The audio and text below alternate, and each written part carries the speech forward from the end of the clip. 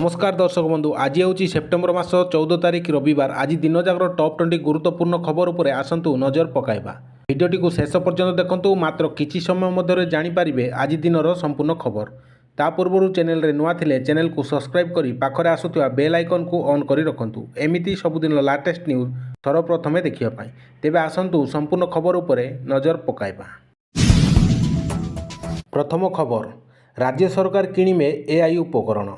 Semiconductor पर AI को गुरुत्व। मोहन सरकार फोकस रे आर्टिफिशियल इंटेलिजेंस। राज्य प्रशासन हेब आधुनिकीकरण। प्रशासनिक दक्षता वृद्धि पाई राज्य सरकार किणिबे आर्टिफिशियल इंटेलिजेंस उपकरण। एने समस्त विभाग को चिठी लिखिछंती साधारण प्रशासन और साधारण अभियोग विभाग अतिरिक्त मुख्य सचिव सुरेंद्र कुमार बोली सूचना रही। परवर्ती खबर, गड़िला सुन दुर्घटना वार्ता प्रचार रथ शुभारंभ कले मुख्यमंत्री।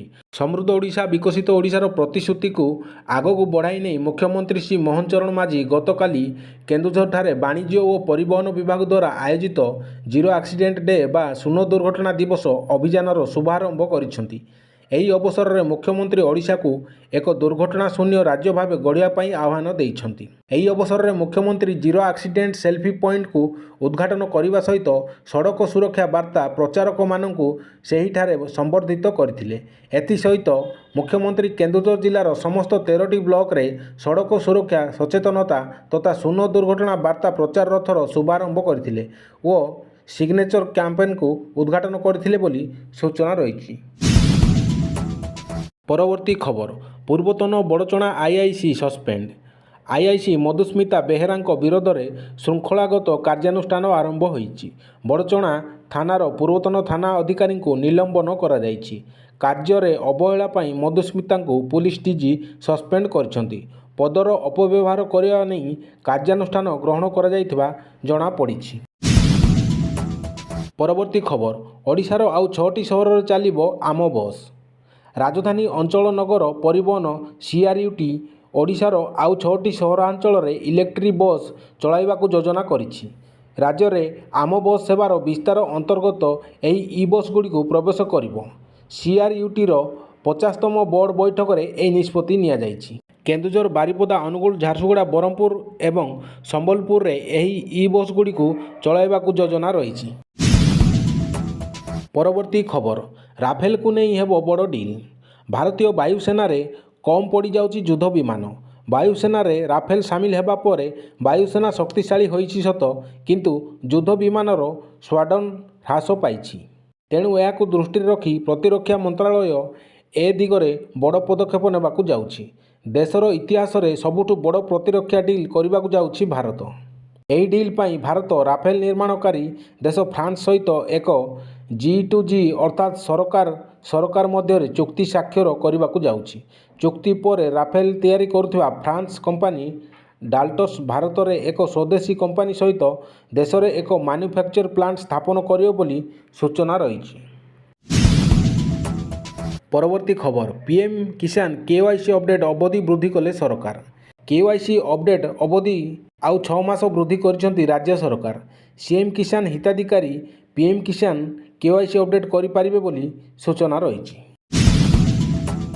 परवर्ती खबर, पाठ पढ़ाउथिबा बेले स्कूल रे टली पड़िले शिक्षक। अतिथि गणित शिक्षक छाती रे जंत्रणा कारणरू मृत्यु। एभली एक अभावनीय घटना घटी जाइछि कोरापुट बंधुगाँ ब्लॉक कुंभारीपुट सरकारी बालक उच्च माध्यमिक विद्यालय बोली सूचना रही। मृत शिक्षक जनक अभिराम मांडिंगी रायगड़ा जिला कलनरा ब्लॉक सिंधुबाई ग्रामर बोली सूचना रही। परवर्ती खबर, राजस्व मंत्री देले बड़ सूचना। बामरा तहसीलदार को नहीं राजस्व मंत्री सुरेश पूजारी को बड़ सूचना। मंत्री पूजारी कहते 2 दिन भितर निलंबन हेबे। 15,000 लांच नौथिबा बेले बामरा तहसीलदार अश्विनी पंडा को धरिथिला विजिलेंस। ओडिशा प्रशासनिक सेवा परीक्षा 2019 रे टपर होइतबा अश्विनी कुमार पंडा शुक्रवार लांच नहीं विजिलेंस जाल रे फसिछंती बोली सूचना रही। परवर्ती खबर, एसबीआई रे बड़ नियुक्ति। सरकारी चाकरी स्वप्न देखुथिबा युवपीढ़ी पई बड़ खबर। बड़ नियुक्ति सुजोग आनिछि भारतीय state bank. SBI junior associate ପଦବୀ ପାଇଁ 6,589ଟି ପଦ ପୂରଣ କରିବାକୁ ଯାଉଛି, ଯାହା ଦେଶର ସବୁଠାରୁ ବଡ଼ ସରକାରୀ ବ୍ୟାଙ୍କରେ କାର୍ଯ୍ୟ କରିବାର ଏକ ସୁବର୍ଣ୍ଣ ଅବସର ବୋଲି ସୂଚନା ରହିଛି। ପରବର୍ତ୍ତୀ ଖବର, ନୂଆପଡ଼ା ଉପନିର୍ବାଚନ ପାଇଁ ପ୍ରକ୍ରିୟା ଆରମ୍ଭ ହୋଇଛି। ମୁଖ୍ୟ ନିର୍ବାଚନ ଅଧିକାରୀ BCOଙ୍କ ପକ୍ଷରୁ ପ୍ରସ୍ତୁତି ଆରମ୍ଭ ହୋଇଛି। ସେପ୍ଟେମ୍ବର 15 ତାରିଖ ସୁଦ୍ଧା ଚିଠା ଭୋଟର ତାଲିକା ପ୍ରକାଶ ପାଇବ। 15 ତାରିଖ ଭିତରେ ଯାହାର ଯାହା ଦାବି କିମ୍ବା ଆପତ୍ତି କରିବାର ଥିବ କରିପାରିବେ। ଅକ୍ଟୋବର 9 ତାରିଖରେ ଚୂଡ଼ାନ୍ତ ଭୋଟର ତାଲିକା ପ୍ରକାଶ ପାଇବ ବୋଲି ସୂଚନା ରହିଛି। ପରବର୍ତ୍ତୀ ଖବର, ରଣକ୍ଷେତ୍ର ପାଲଟିଲା ପଞ୍ଚାୟତ ସମିତି ବୈଠକ। ଭୋଗରାଇ ପଞ୍ଚାୟତ ସମିତି ବୈଠକରେ ଆୟୁଷ୍ମାନ କାର୍ଡ଼ ବିତରଣ ପ୍ରସଙ୍ଗରେ ଜୋରଦାର ହଙ୍ଗାମା।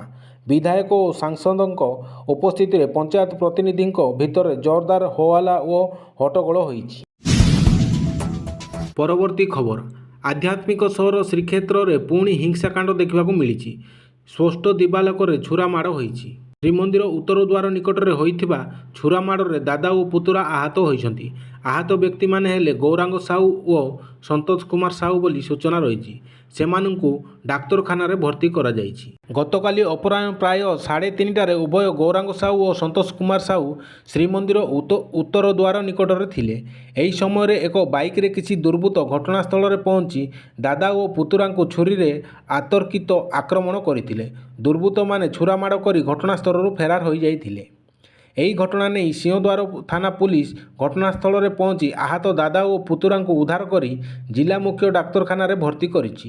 ଥାନାରେ ଅଭିଯୋଗ ପରେ ପୁଲିସ ତଦନ୍ତ କରୁଅଛି। ଫେରାର ଅଭିଯୁକ୍ତଙ୍କୁ ଧରିବା ପାଇଁ ପୁଲିସ ଛାନବିନ ଆରମ୍ଭ କରିଥିବା ସୂଚନା ରହିଛି। ପରବର୍ତ୍ତୀ ଖବର, ଭାରତୀୟ ନୌସେନା ନିମନ୍ତେ 6ଟି ଅତିରିକ୍ତ P-81 ସାମୁଦ୍ରିକ ପାଟ୍ରୋଲ ବିମାନ କ୍ରୟ ପାଇଁ ଆମେରିକା ସହ ବୁଝାମଣା ଚୂଡ଼ାନ୍ତ ହୋଇଛି। ଏହି ଚୁକ୍ତି ପ୍ରାୟ $4 ବିଲିୟନ ମୂଲ୍ୟ। ଏଥିପାଇଁ ଏକ ଆମେରିକୀୟ ପ୍ରତିନିଧି ଦଳ 16ରୁ 19 ସେପ୍ଟେମ୍ବର ମଧ୍ୟରେ ଦିଲ୍ଲୀ ପହଞ୍ଚିବେ ବୋଲି ସୂଚନା ରହିଛି। ପରବର୍ତ୍ତୀ ଖବର, ନେପାଳରେ ରାଜନୈତିକ ସଙ୍କଟ ଜାରି ରହିଛି। ସୁରକ୍ଷା ଦୃଷ୍ଟିରୁ କର୍ଫ୍ୟୁ ଜାରି ହୋଇଛି। ବ୍ୟାପକ ପୁଲିସ ମୁତୟନ କରାଯାଇଛି।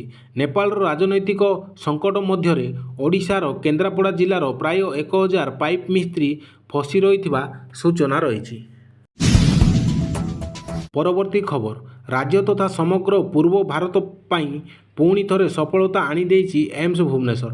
କେନ୍ଦ୍ର ଶିକ୍ଷା ମନ୍ତ୍ରଣାଳୟ ପକ୍ଷରୁ ଜାରି କରାଯାଇଥିବା ଜାତୀୟ ଶିକ୍ଷାନୁଷ୍ଠାନ ମାନ୍ୟତା ତାଲିକାରେ ଏମ୍ସ ଭୁବନେଶ୍ୱରକୁ ଦେଶର ସର୍ବଶ୍ରେଷ୍ଠ ମେଡିକାଲ କଲେଜ ବର୍ଗରେ 14ତମ ସ୍ଥାନ ମିଳିଥିବା ସୂଚନା ରହିଛି।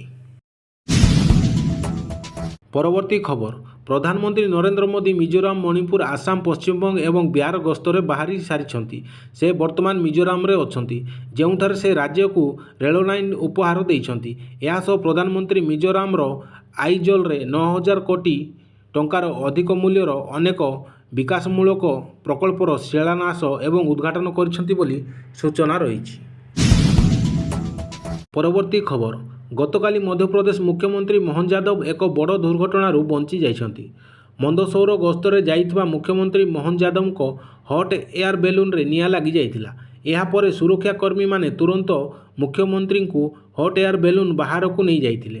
ଯଦି ହଟ୍ ଏୟାର ବେଲୁନଟି ଉଡ଼ିଯାଇଥାନ୍ତା ତେବେ ଏକ ବଡ଼ ଦୁର୍ଘଟଣା ଘଟିଥାନ୍ତା ବୋଲି ସୂଚନା ରହିଛି। ପରବର୍ତ୍ତୀ ଖବର, ମାଓ ସଂଗଠନକୁ ଶକ୍ତ ଧକ୍କା। ଟପ୍ ମାଓ ନେତା କିଶନଜୀଙ୍କ ପତ୍ନୀ ସୁଜାତା ପୁଲିସ ନିକଟରେ ଆତ୍ମସମର୍ପଣ କରିଛନ୍ତି।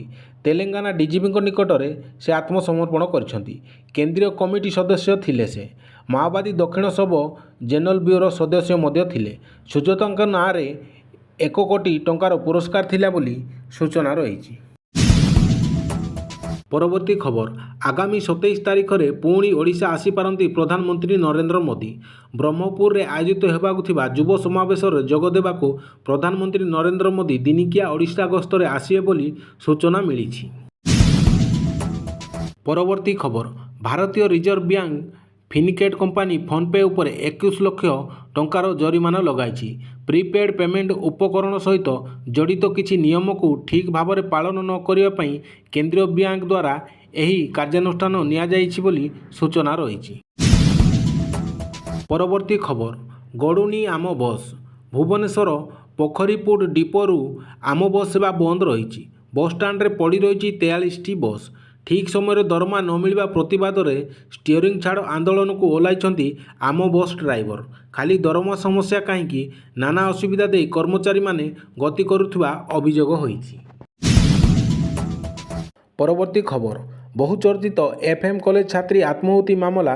ଏସ୍ଡିଜେଏମ୍ ଅଦାଲତରେ ବିଚାରାଧୀନ ମାମଲାରେ ଅମିତ ସ୍ପନ୍ଦନ ବେହେରା ଓ ସୌରଭ ବେହେରାଙ୍କୁ ହାଇକୋର୍ଟ ଅନ୍ତରୀଣ ସୁରକ୍ଷା ପ୍ରଦାନ କରିଛନ୍ତି। ଆଗୁଆ ଜାମିନ ଲ ହାଇକୋର୍ଟରେ ପୃଥକ ଭାବେ ଉଭୟ ଆବେଦନ ଦାୟର କରିଥିଲେ। ଜଷ୍ଟିସ୍ ଭି ନରସିଂହ ଆବେଦନର ମିଳିତ ଶୁଣାଣି କରି ଦୁଇ ଆବେଦନକାରୀଙ୍କୁ ଅନ୍ତରୀଣ ସୁରକ୍ଷା ପ୍ରଦାନ କରିଛନ୍ତି। ସେପ୍ଟେମ୍ବର 16 ତାରିଖରେ ତଦନ୍ତକାରୀ ଅଧିକାରୀଙ୍କ ନିକଟରେ ଉଭୟ ଆବେଦନକାରୀ ହାଜର ହେବେ। ଏହି ମାମଲାର ପରବର୍ତ୍ତୀ ଶୁଣାଣି ପର୍ଯ୍ୟନ୍ତ ଉଭୟଙ୍କୁ ଗିରଫ କରାଯିବ ନାହିଁ। ଏହା ବ୍ୟତୀତ ଶୁଣାଣି ସମୟରେ ସରକାରଙ୍କ ତରଫରୁ କେସ୍ ଦାୟର ଦାଖଲ କରାଯିବ ବୋଲି ହାଇକୋର୍ଟ ନିର୍ଦ୍ଦେଶ ଦେଇଛନ୍ତି। ସେପ୍ଟେମ୍ବର 20ରେ ମାମଲାର ପରବର୍ତ୍ତୀ ଶୁଣାଣି ଧାର୍ଯ୍ୟ କରିଛନ୍ତି କୋର୍ଟ ବୋଲି ସୂଚନା ରହିଛି। ପରବର୍ତ୍ତୀ ଖବର, ସମ୍ଭାବ୍ୟ ଲା ନିନାକୁ ନେଇ ବଡ଼ ଅପଡେଟ୍। ପ୍ରଶାନ୍ତ ମହାସାଗରରେ କୌଣସି ଲା ନିନା ବା ଏଲ୍ ନିନା କଣ୍ଡିସନ ସୃଷ୍ଟି ହୋଇନାହିଁ। ଏବେ ନିରପେକ୍ଷ ସ୍ଥିତି ରହିଛି। କିନ୍ତୁ ଆଗକୁ ଅକ୍ଟୋବର, ନଭେମ୍ବର, ଡିସେମ୍ବର ମାସରେ ପ୍ରଶାନ୍ତ ମହାସାଗର ପାର୍ଶ୍ୱବର୍ତ୍ତୀ ଅଞ୍ଚଳରେ ଏକ ଲା ନିନା କଣ୍ଡିସନ ସୃଷ୍ଟି ହୋଇପାରେ ବୋଲି କହିଛନ୍ତି ଆଇଏମ୍ଡି ଡିଜି ମୃତ୍ୟୁଞ୍ଜୟ ମହାପାତ୍ର।